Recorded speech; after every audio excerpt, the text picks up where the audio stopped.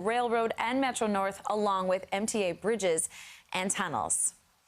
And today, the City Council is expected to also vote on a ban of most flavored e-cigarettes amid growing concern over this deadly vaping crisis. The vote comes just days after the second vaping-related death in the city.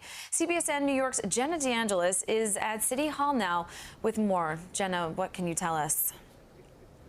Natalie, New York City could soon become the first large city in the nation to ban flavored e-cigarettes. The goal is to keep it out of the hands of kids, but those against the plan worry it will do more harm than good. And today, the City Council will put it to a vote. A whole generation of young people who are now in the grips of nicotine addiction because we waited 4 years to rein this in. A flavored e-cigarette ban in New York City is now one step closer to reality. Monday, the New York City Council Committee on Health unanimously voted in favor of legislation sponsored by Councilman Mark Levine.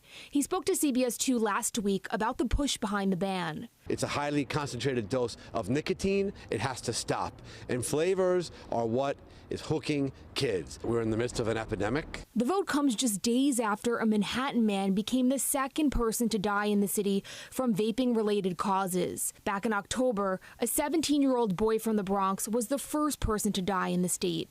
According to the CDC, the numbers on the vaping crisis stand at 47 deaths nationwide. Adults have a right to choose a product that keeps them from going back to cigarettes. Spike Babayan has been running Vape New York for 8 years and wonders if all she's worked for is about to go up in smoke.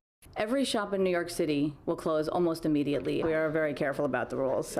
We think that it's important that people understand that this is not a product for youth. A flavored e-cigarette ban already has the support of Mayor de Blasio. I am certain there are some people who benefit, but the problem we have is we know that these flavors are being used to systematically hook children, and we know people are using other products, and we know we have a health crisis now.